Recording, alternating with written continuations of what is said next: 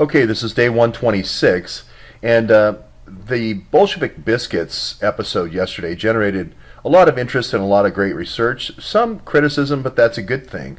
And I had compared Bolshevik Biscuits as to the BS that was fed to the Russian people, that the people involved here are not really Russians. They're really kind of Ukrainians, but they really kind of go back to more of kind of the, I'm not going to say Nazi Ukrainians, but well, let's go ahead and just say like SS officers that are kind of leaving Germany and kind of changing their name into Borisovich or Natalyovich or whatever.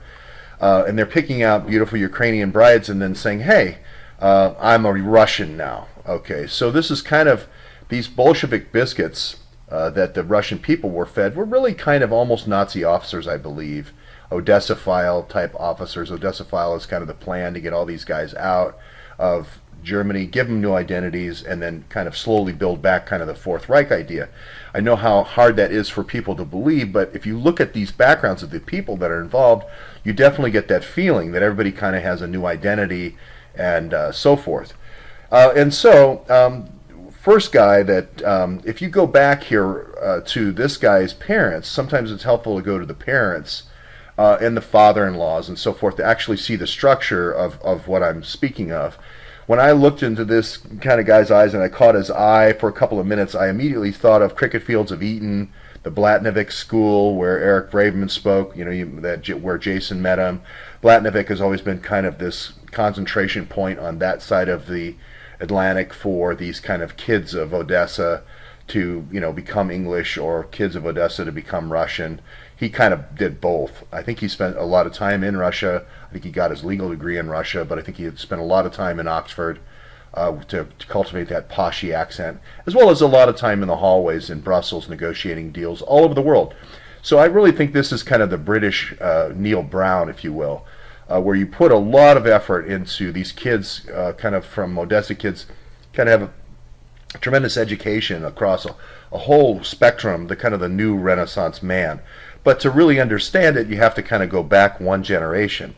So first one I'll go back to is his father-in-law, who's going to be Hermann Khan. Again, another fake name. Borisovich, I think, is going to be kind of a fake name as well.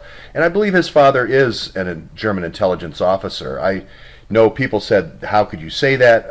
I have a line on the fact that his father may have been a German intelligence officer.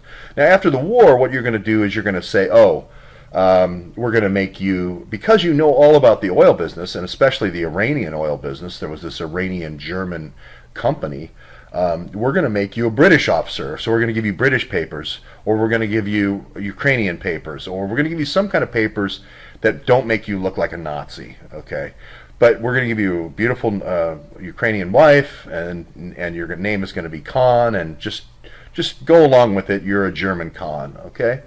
And so that's what happened. And then they created this Alpha Group, which is really AlphaBank. It's really the AlphaBet agencies, which is a bank for these investments. And then later he goes on to go into this company called LetterOne, or L1, suspiciously close to Uranium One. So take whatever precious metal, lithium, and then put a 1 behind it. That'll be L1.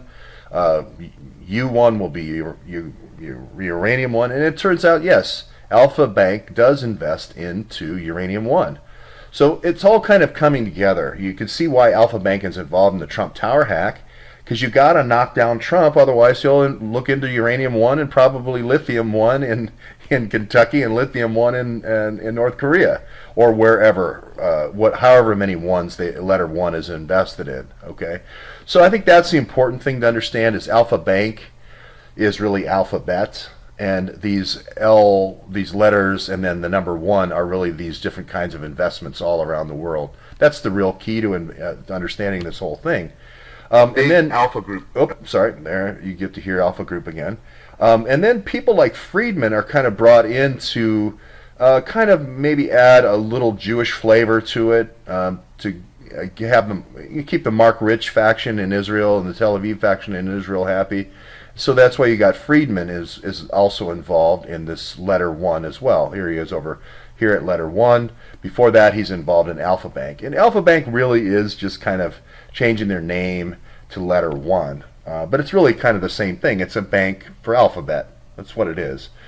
And then the other person I would throw into the mix here is a guy named John Brown. Now, this guy also has the same, he's an advisor for L1, and then he becomes the president of L1, and I'll show you his picture here with the folks here. So here he is with Peter Oven, who you met in the last episode, and then this is Friedman, obviously, and this is Mr. Brown. He's a member of House of Lords, etc. And he was also the CEO of BP. I'll give you a bigger picture here. And he looks an awful lot like George W. Bush, actually. But this Edmund Brown was the CEO of BP from 1995 to 2007. Again, is it an Odessa kid? It just has that feel of Odessa kid. Hey, we're going to make you British, and his father was an intelligence officer in Germany that was made into a British intelligence officer, and then he kind of went the British route. So Khan kind of goes the Ukrainian route from the Odessa kids, and then, Brown kind of goes the English route for the English side of the investment in Iran, and then Khan goes toward the Russian route, but they basically create the same thing. And you got Friedman that kind of completes the triangle here. Now, I'll go into Peter Oven later, but you can kind of see that if you understand the bank, which is AlphaBank, and the fact that it's kind of the CIA bank, right, everything kind of becomes easier. You say, well, we need a British guy on that, and we need an Israeli guy, and we probably need a Russian guy, and all these nations that are involved in these investments have to feel like it's, their flag isn't being trampled on and their resources aren't being taken. So you need somebody to kind of represent the flag, if you will, in these CIA investments. Okay, but that's what it seems like. I mean, from looking at this. So when you go back to the actual kids here, these are just kind of kids being groomed for the same business to take on the mantle for the next round.